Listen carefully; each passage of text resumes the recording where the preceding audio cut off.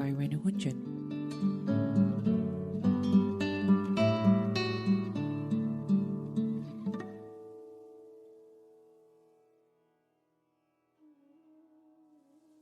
Buddhism originated with an Indian prince known as the Buddha, who taught in northeast India in the 5th century BC. 2 centuries later, with the support of the Emperor Ashoka, Buddhism spread over a greater part of India and from there traveled the full breadth of the Asian continent. In several tidal waves of missionary zeal, it rose up from its Indian homeland and inundated other regions, offering the peoples among whom it took root a solid foundation of faith and wisdom upon which to build their lives and a source of inspiration towards which to direct their hopes. At different points in history, Buddhism has commanded followings in countries as diverse geographically, ethnically, and culturally as Afghanistan and Japan, Siberia and Cambodia, Korea and Sri Lanka, yet all have looked towards the same Indian sage as their master. Though for historical reasons, Buddhism eventually disappeared from India by about the 12th century, before it vanished, it had profoundly transformed Hinduism. In our own time, Indian thinkers as different as Swami Vivekananda, Tagore, Gandhi, and Nehru have looked upon the Buddha as a model. In the 20th century too, while Buddhism has lost much of its following in the East, it has begun to have a growing impact on an increasing number of people in the West, and in its own quiet way, it is sending down firm roots in several countries of the Western Hemisphere. In the course of its long history, Buddhism has assumed a wide variety of forms. Because of its peaceful, non-dogmatic character, it has always adapted easily to the pre-existing cultures and religious practices of the people among whom it has spread, becoming in turn the fountainhead of a new culture and worldview. So successful has Buddhism been in integrating itself with a country's indigenous culture that it is often difficult for us to discern the common thread that binds the different forms of Buddhism together as branches of the same religion. The outer surfaces differ so greatly, from the gentle, ceremonial Theravada Buddhism of Sri Lanka and Southeast Asia, to the contemplative and devotional practices of Far Eastern Mahayana Buddhism, to the mysterious ritualism of Tibetan Vajrayana Buddhism. Yet, though the outer faces of these Buddhist schools may differ drastically, they all remain rooted in a common source, the life and teaching of the man known to us as the Buddha. Surprisingly, though the Buddha stands so far back from us in time, further back than all the later teachers who rose to eminence in the river of Buddhist history, it is still his voice that speaks to us most directly, in language we can immediately understand, in words, images, and ideas to which we can immediately respond. If we place side by side the texts of the Chandogya Upanishad and the Buddha's discourse on the Four Noble Truths, which is separated in time by perhaps only 100 years, the former seems to come from a cultural and spiritual milieu so remote we can hardly comprehend it, while the latter sounds almost as if it had been spoken last week in Bombay, London, or New York. In attitude and perspective, the Buddha comes so close to us, it is hard to believe that he is separated from us by a gulf of some 2,500 years. That the Buddha's teaching should remain perennially relevant throughout the changing eras of human history, that his message should be undimmed by the sheer passage of time, is already implicit in the title by which he is most commonly known. For the word Buddha, as is widely known, is not a proper name, but an honorific title, meaning the enlightened one, the awakened one. This title is given to him because he has woken up from the deep sleep of ignorance in which the rest of the world is absorbed, because he has penetrated the deepest truths of the human condition, and because he proclaims those truths with the aim of awakening others and enabling them to share his realization. Despite the shifting scenarios of history over 25 centuries, despite the change in worldviews and modes of thought from one epoch to the next, the basic truths of human life do not change. They remain constant and are recognizable to those mature enough to reflect on them and intelligent enough to understand them. For this reason, even today in our age of jet travel, computer technology, and genetic engineering, it is perfectly fitting that the one who has awakened should speak to us in words that are just as powerful, just as cogent, just as illuminating as they were when they were first proclaimed long ago in the towns and villages of Northeast India. The life of the Buddha. Although we cannot determine with absolute precision the dates of the Buddha's life, many scholars agree that he lived from approximately 563 to 483 BC. A growing number of scholars follow a different chronology which places the dates about 80 years later. As is natural with a spiritual leader who has made such a powerful impact on human civilization, the account of his life that has come down to us has been embroidered with myth and legend, which serve to bring before the mind's eye the loftiness of his spiritual stature. Nevertheless, in the oldest source on the Buddha's life, the Sutta Pitaka of the Pali Canon, we find a number of texts from which we can construct a fairly realistic picture of his career. What is striking about the picture given by these texts is that it shows the Buddha's life as a series of lessons which embody and convey the essential points of his teaching.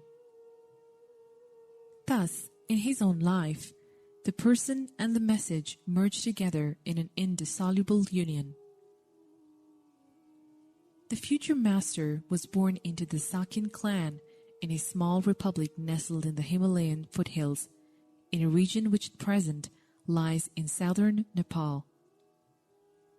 His given name was Siddhartha, Sanskrit Siddhartha, and his family name Gautama. Legend holds that he was the son of a powerful monarch, but in actuality, the Sakyan state was an oligarchic republic. So his father was probably the chief of the ruling council of elders. By the Buddha's time, the Sakyan state had become a tributary of the powerful state of Kosala, which corresponds to present-day Uttar Pradesh. Even the oldest suttas tell us that the infant's birth was attended by various wonders. Soon afterwards, a sage named Asita came to visit the baby, and recognizing on his body the marks of future greatness, he bowed down to the child in homage. As a royal youth, Prince Siddhartha was raised in luxury. His father had built for him 3 palaces, one for each season of the year, and there he enjoyed himself in the company of his friends.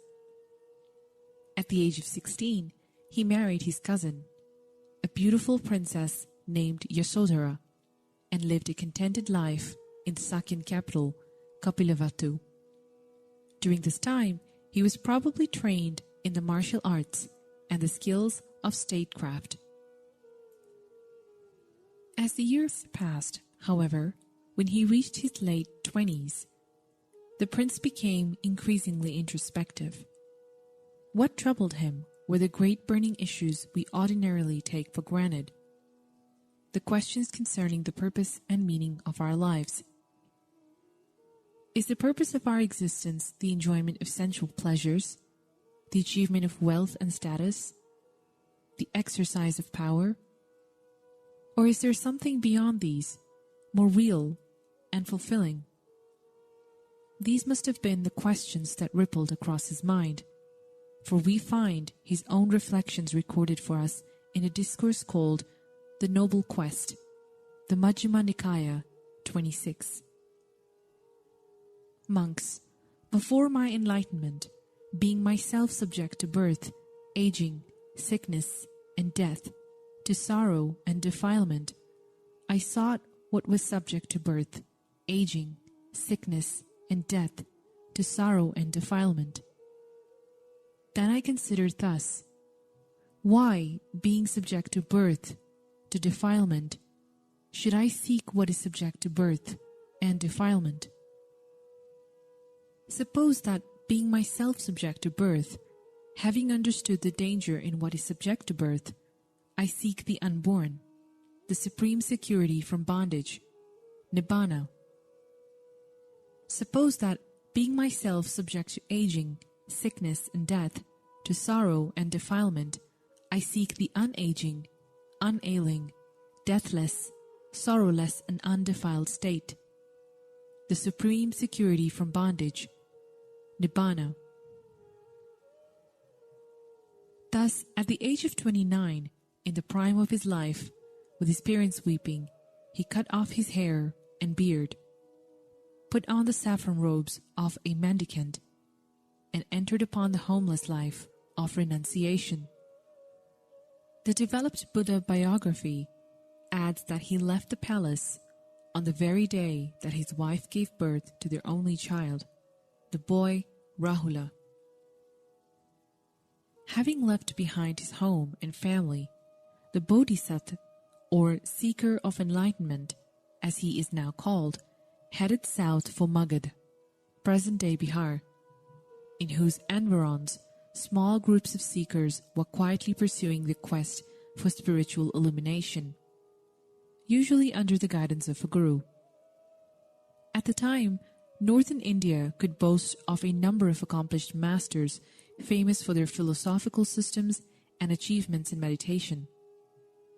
Prince Siddhartha sought out two of the most eminent, Alara Kalama and Udaka Ramaputta. From them, he learned the systems of meditations which, from the descriptions in the text, seem to have been forerunners of Raja Yoga. The Bodhisattva mastered their teachings and systems of meditation, but though he reached exalted levels of concentration, samadhi, he found these teachings insufficient, for they did not lead to the goal he was seeking, perfect enlightenment and the realization of nibbana, release from the sufferings of sentient existence. Having left his teachers, the Bodhisattva adopted a different path, one that was popular in ancient India and still has followers today, the path of asceticism, of self-mortification, pursued in the conviction that liberation is to be won by afflicting the body with pain beyond its normal levels of endurance. For 6 years, the Bodhisattva followed this method with unyielding determination. He fasted for days on end until his body looked like a skeleton cloaked in skin. He exposed himself to the heat of the midday sun and the cold of the night. He subjected his flesh to such torments that he came almost to the door of death. Yet he found that despite his persistence and sincerity, these austerities were futile. Later, he would say that he took the path of self-mortification further than all the other ascetics. Yet it led not to higher wisdom and enlightenment, but only to physical weakness and the deterioration of his mental faculties. Just then, he thought of another path to enlightenment, one which balanced proper care of the body with sustained contemplation and deep investigation.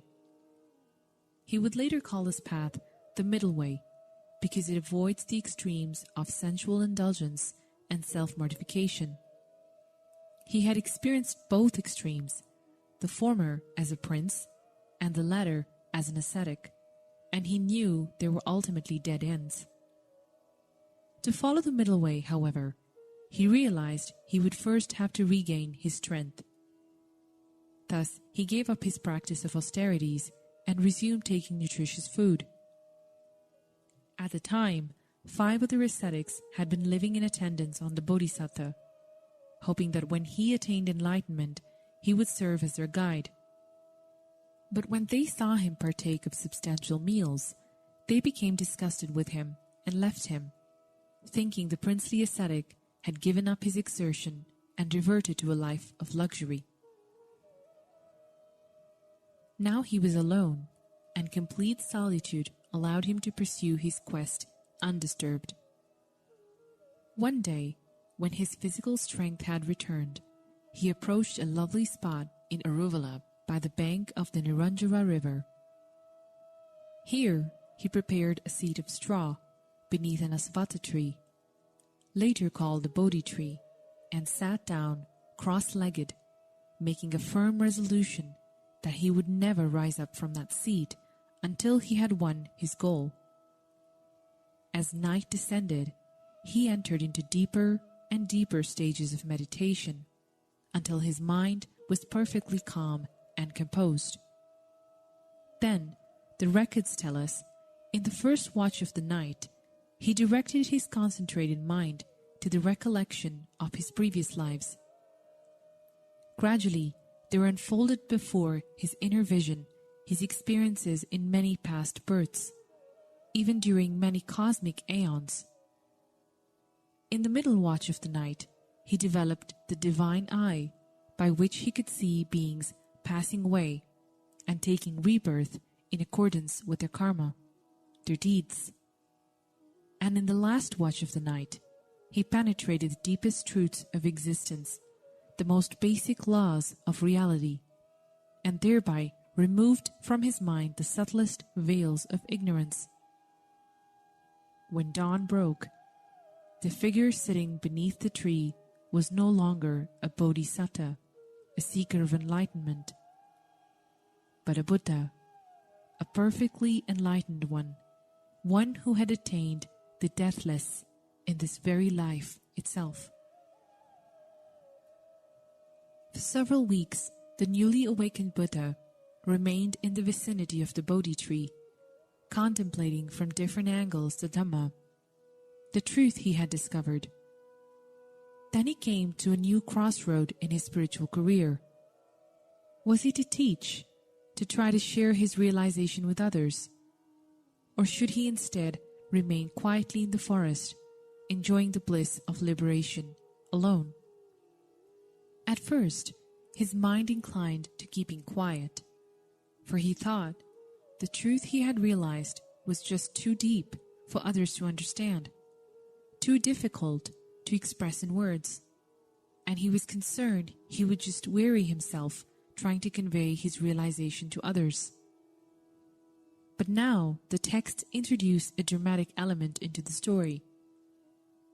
Just at the moment the Buddha decided to remain silent, a high deity named Brahma Sahambati, the Lord of 1,000 worlds, realized that if the master remained silent, the world would be lost, deprived of the stainless path to deliverance from suffering. Therefore he descended to earth, bowed down low before the Enlightened One, and humbly pleaded with him to teach the Dhamma for the sake of those with little dust in their eyes. The Buddha then gazed out upon the world with his profound vision. He saw that people are like lotuses in a pond at different stages of growth, and he understood that just as some lotuses close to the surface of the water need only the sun's rays to rise above the surface and fully blossom, so there are some people who need only to hear the noble teaching to win enlightenment and gain perfect liberation of mind. When he saw this, his heart was stirred by deep compassion, and he decided to go back into the world and to teach the Dhamma to those who were ready to listen. The first ones he approached were his former companions, the 5 ascetics who had deserted him a few months earlier and were now dwelling in a deer park at Sarnath, near Benares. He explained to them the truths he had discovered, and on hearing his discourse, they gained insight into the Dhamma, becoming his first disciples. In the months ahead, his following grew by leaps and bounds as both householders and ascetics heard the liberating message, gave up their former creeds, and declared themselves disciples of the Enlightened One. Each year, even into his old age, he would wander among the villages, towns, and cities of the Ganges plain, teaching all who would lend an ear. He would rest only for the 3 months of the rainy season, and then resume his wanderings, which took him from present Delhi even as far east as Bengal. He established a Sangha, an order of monks and nuns, for which he laid down an intricate body of rules and regulations. This order still remains alive today, perhaps along with the Jain order, the world's oldest continuous institution. He also attracted many lay followers who became devoted supporters of the Master and his Sangha. After an active ministry of 45 years, at the ripe age of 80, the Buddha headed for the northern town of Kusinar. There, surrounded by many disciples, he passed away into the Nibbana element with no remainder of conditioned existence, severing forever his bondage to the round of rebirths. I said earlier that each of the major events in the Buddha's life give us a specific object lesson in his teaching. Now I want to draw out the lessons suggested by these events. First, the Bodhisattva's awakening to the harsh realities of human existence. His discovery of our bondage to old age, illness, and death teaches us the importance of deep reflection and critical thinking. His awakening reflects back to us the somnambulance in which we usually live, mired in our own pleasures and petty concerns, oblivious to the great affair staring us in the face at every moment of our lives. His awakening reminds us that we ourselves must emerge from the comfortable but dangerous cocoon of ignorance in which we have settled down, that we must break away from our thoughtless infatuation with our youth, health, and vitality, that we must rise to a new level of mature understanding which will enable us to triumph in our inevitable encounter with the Lord of Death. The Bodhisattva's departure from the palace, his great renunciation, teaches us a lesson in values. It shows us that from among the wide range of values which we can draw upon to give order to our lives, the quest for enlightenment and liberation should reign supreme. This goal ranks far above the pleasure, wealth, and power to which we ordinarily give priority, even above the call of social duty and mundane responsibilities. This does not mean, of course, that everyone who wants to follow the Buddha's path must be ready to leave behind home and family and adopt the lifestyle of a monk or nun. The Buddha's community of disciples included many householders as well as monks, devout laymen and laywomen who attained high levels of awakening while living active lives within the world. But the Buddha's example does show us that we must all order our values according to a scale which gives the highest place to the most worthy goal, to that which is also the most real of all realities, Nibbana. And we should never allow the claims of mundane obligations to pull us away from pursuing our aspiration. Next, the Bodhisattva's 6 years of struggle shows us that the quest for the highest goal is a strenuous undertaking that calls for deep dedication and unrelenting effort. Fortunately for us, the Bodhisattva found that the practice of self-mortification is a fruitless exercise, and thus we need not follow him in this direction. but his uncompromising pursuit of truth underscores the degree of effort that the quest for enlightenment requires, and those who seek such a goal in full earnestness must be ready to submit to a difficult and demanding course of training. The Buddha's enlightenment teaches us that ultimate wisdom and deliverance from suffering is a real potential inherent in human beings, one we can realize for ourselves without the aid or grace of an external savior. His enlightenment also highlights the ideal of sensible moderation, the middle way, which has characterized Buddhism throughout its long history. The quest for truth may be a difficult undertaking, one which makes harsh demands on us, but it does not ask us to subject ourselves to penance and self-punishment. Final victory is to be won not by tormenting the body, but by developing the mind. And this takes place through a course of training that balances care for the body with the cultivation of our higher spiritual faculties. The decision the Buddha made after his enlightenment brings home another lesson to us. At this critical juncture, when he was faced with the choice of either keeping his enlightenment to himself or taking up the challenge of teaching others, the mandate of compassion prevailed in his heart. Leaving behind the quietude of the forest, he took upon himself the burden of guiding errant humanity along the path to liberation.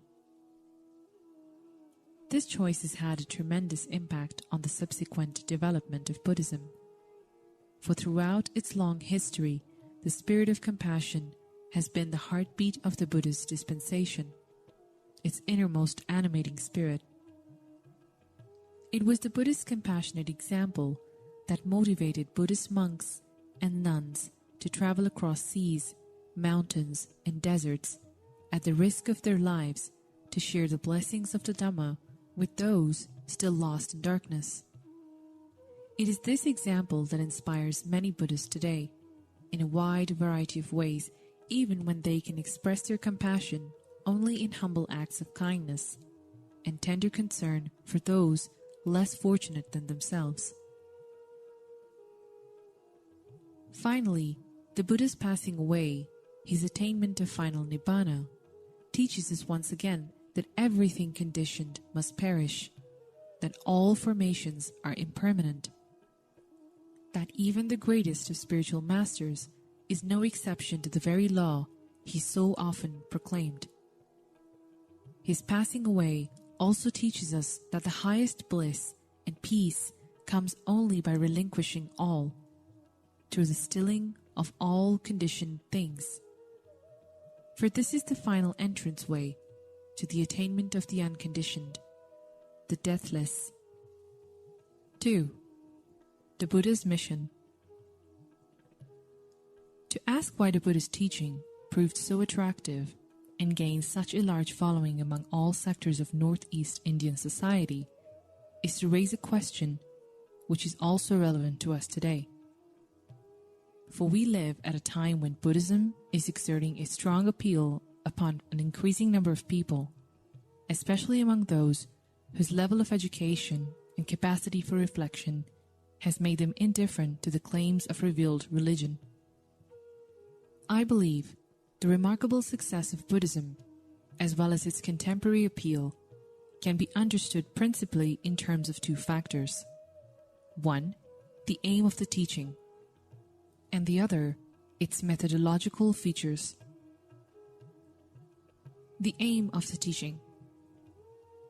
Unlike the so-called revealed religions, which rest upon faith in unverifiable doctrines, the Buddha formulated his teaching in a way that directly addresses the critical problem at the heart of human existence, the problem of suffering.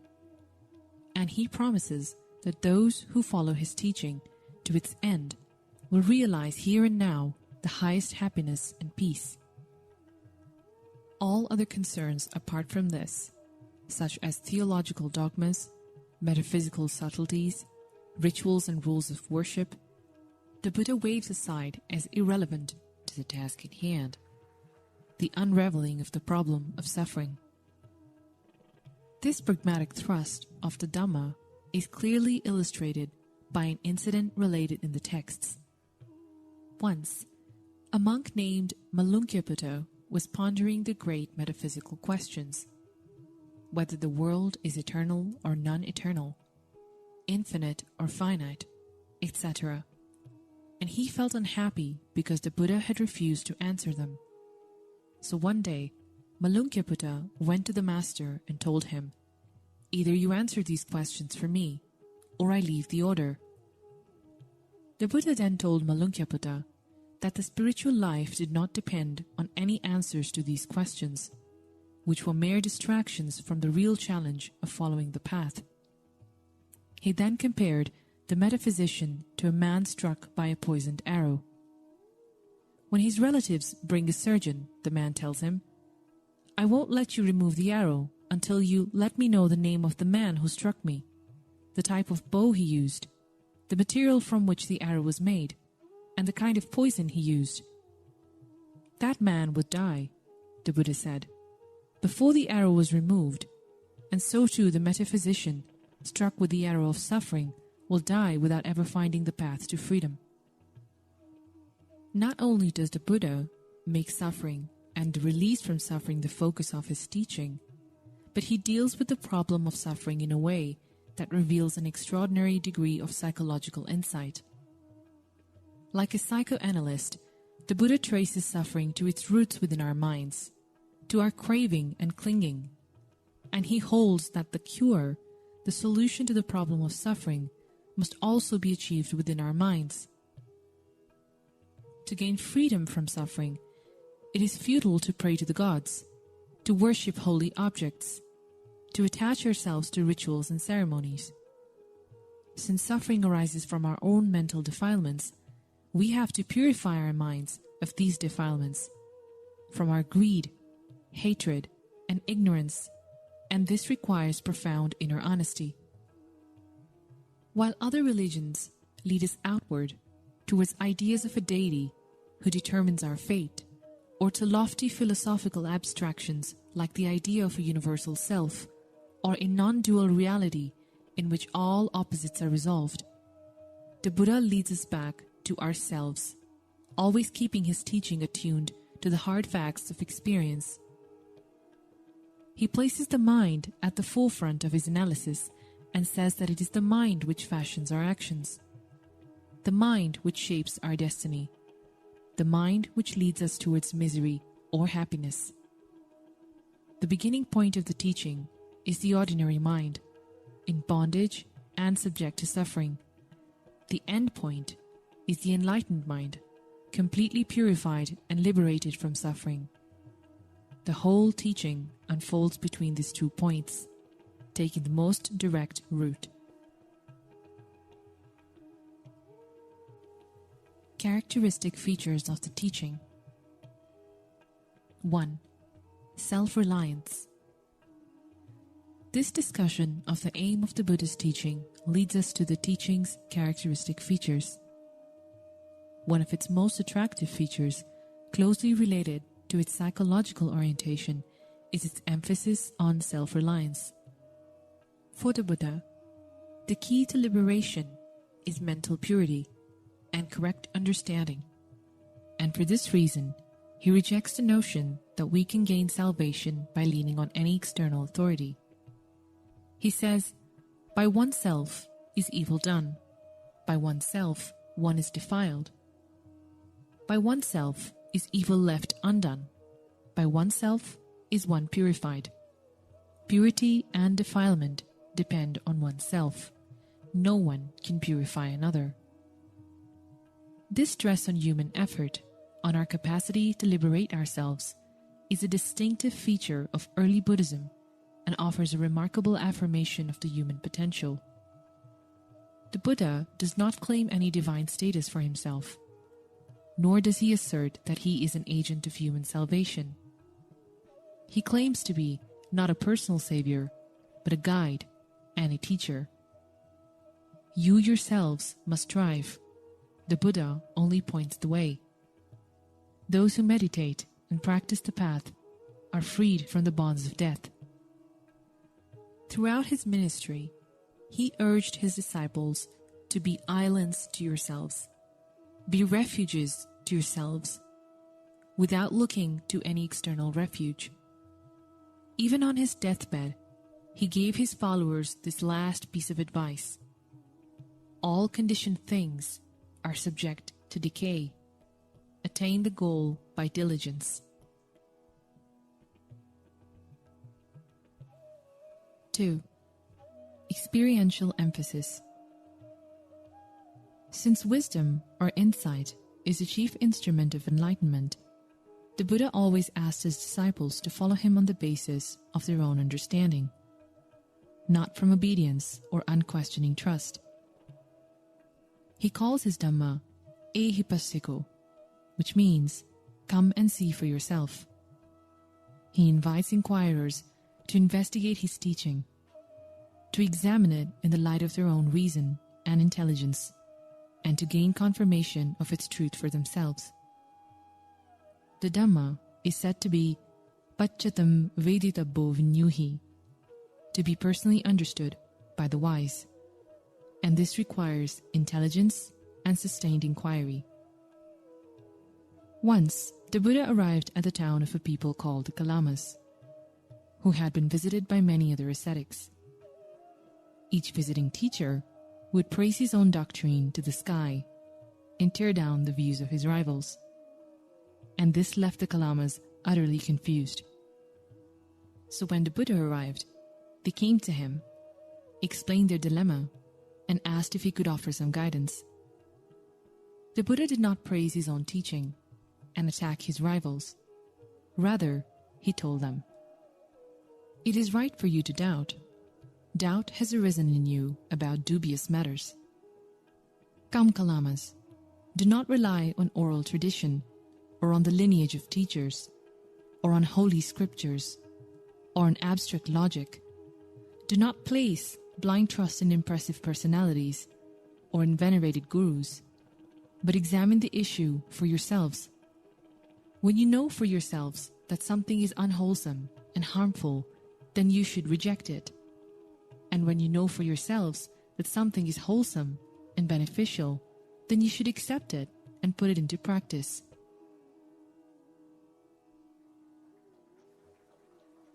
3. Universality. Because the Buddha's teaching deals with the most universal of all human problems, the problem of suffering, he made his teaching a universal message, one which was addressed to all human beings solely by reason of their humanity.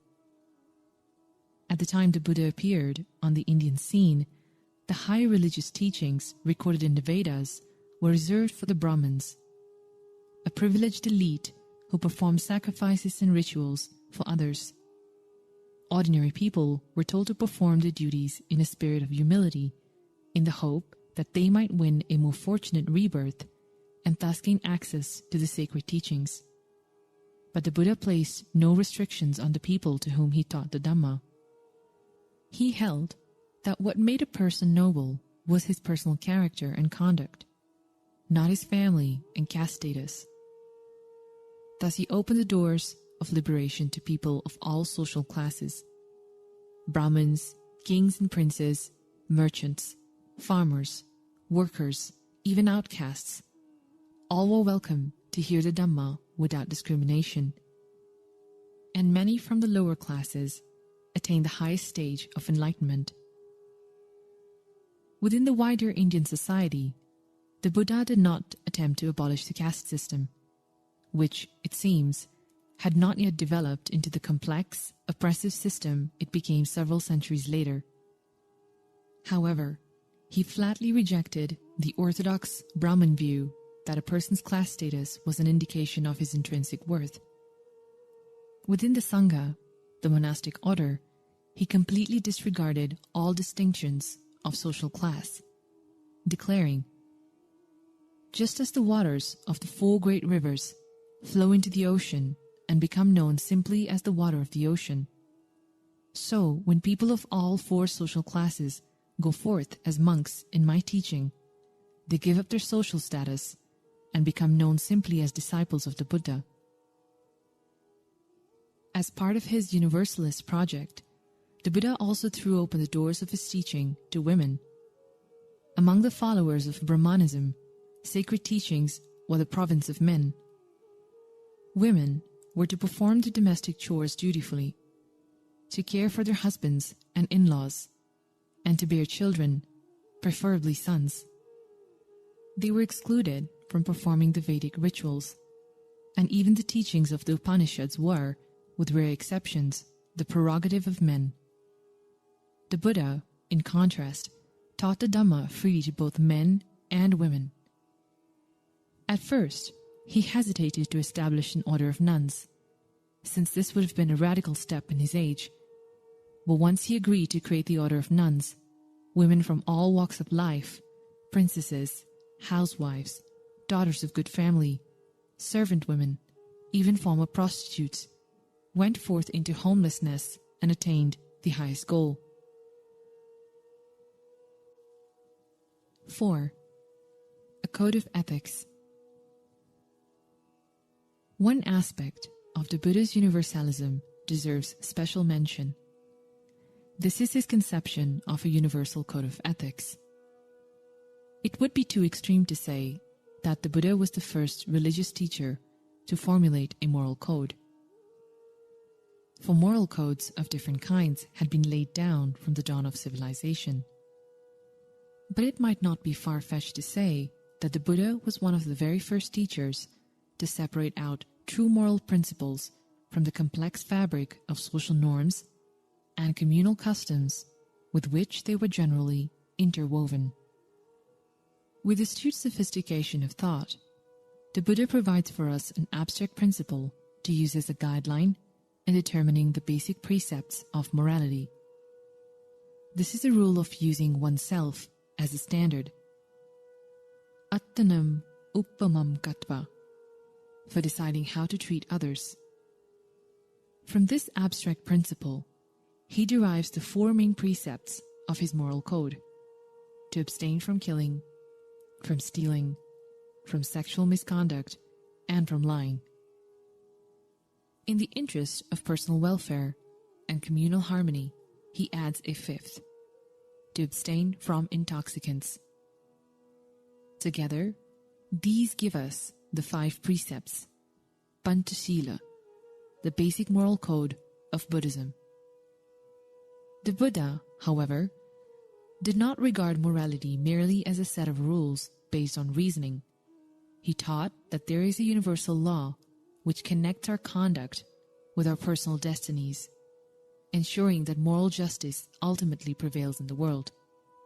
This is the law of karma and its fruit, which holds that our intentional actions determine the type of rebirth we take and the diverse experiences we undergo in the course of our lives.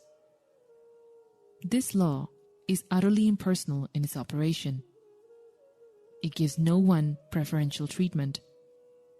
It recognizes no VIPs or favorites, but works with absolute uniformity towards all.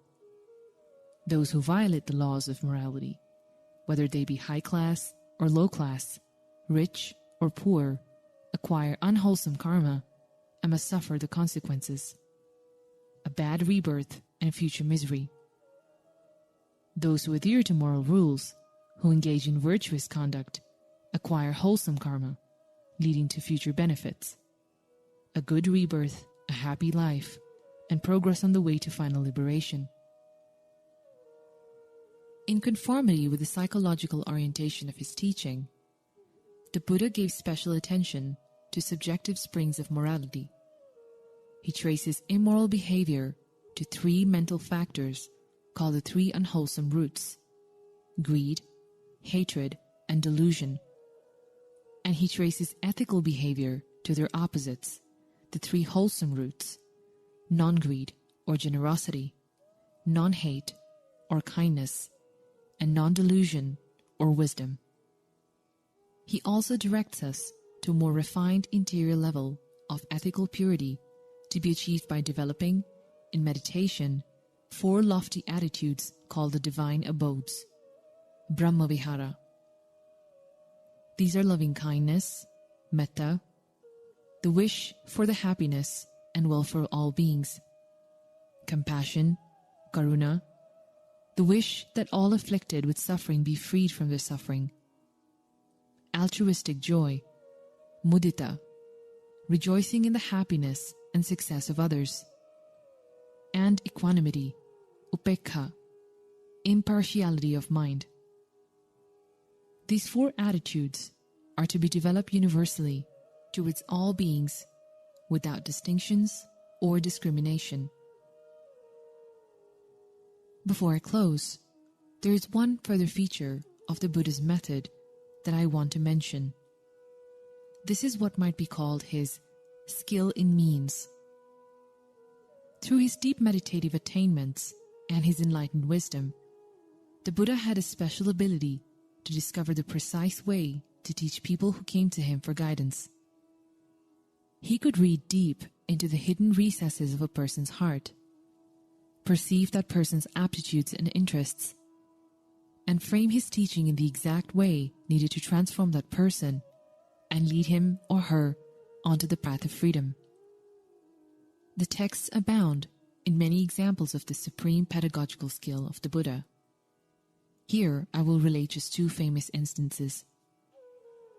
The first is the case of Angulimala, a serial killer who lived in the forests of Kosala outside the capital Savatthi. Angulimala repeatedly attacked travelers, killed them, and cut off their fingers, which he wove into a necklace that he wore around his neck. He had killed hundreds of people and was feared throughout the kingdom. He was wanted dead or alive, but no one had the courage to pursue him. The Buddha saw, however, with his supernormal vision, that Angulimala had another side to his character.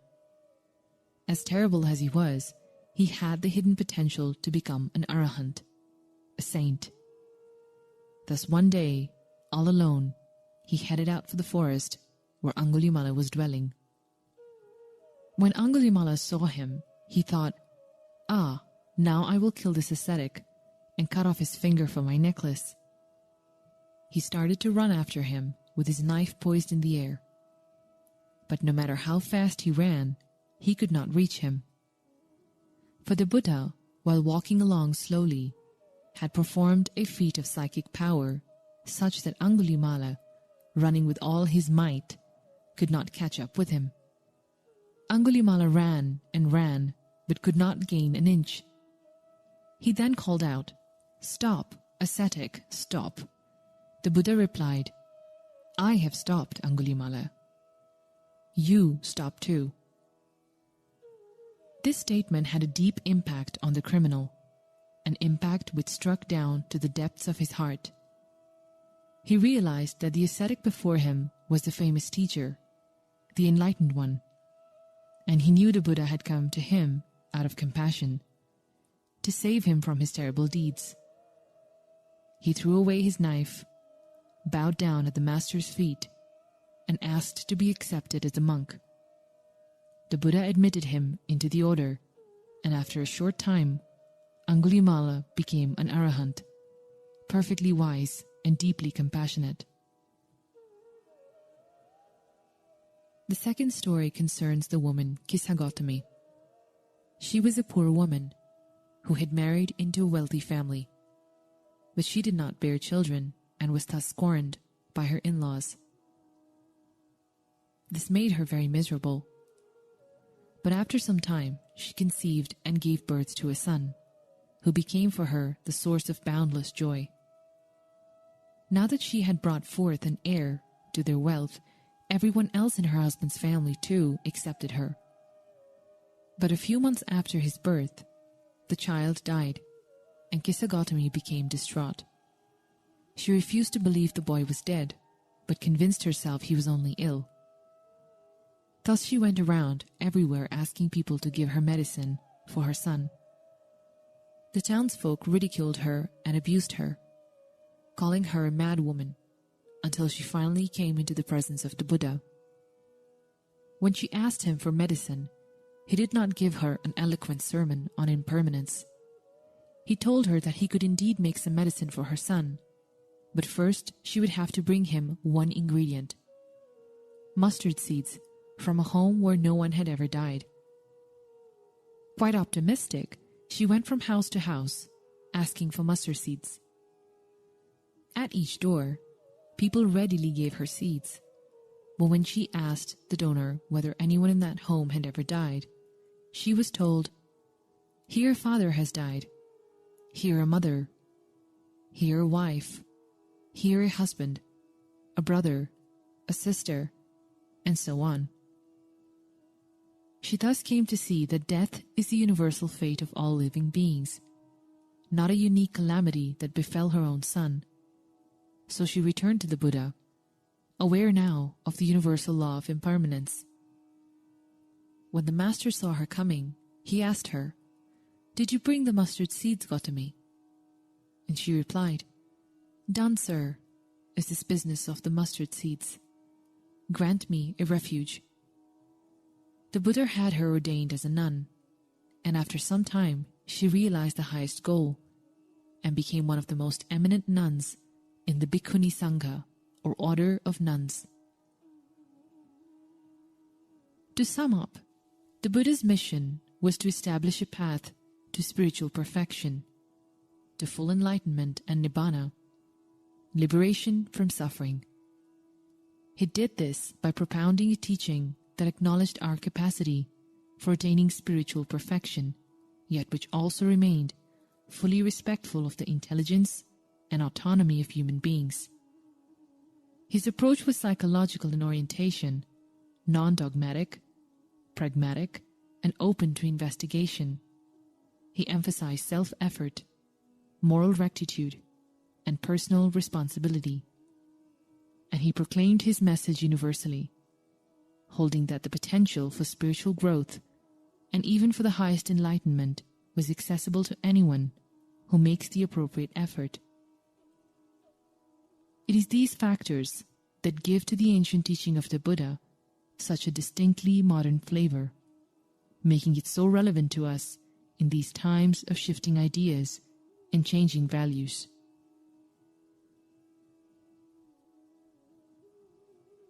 This has been The Buddha and His Dhamma, 2 lectures on Buddhism, written by Bhikkhu Bodhi, narrated by Renu Hunjan, copyright 1999 by the Buddhist Publication Society. Audio production copyright 2017 by Pariyatti. Pariyatti, a non-profit 501c Section 3 organization, offers a wide variety of books, e-books, videos, and audiobooks about the teachings of the Buddha, the Pali language, and Vipassana meditation. Browse our complete catalog at www.pariyatti.org.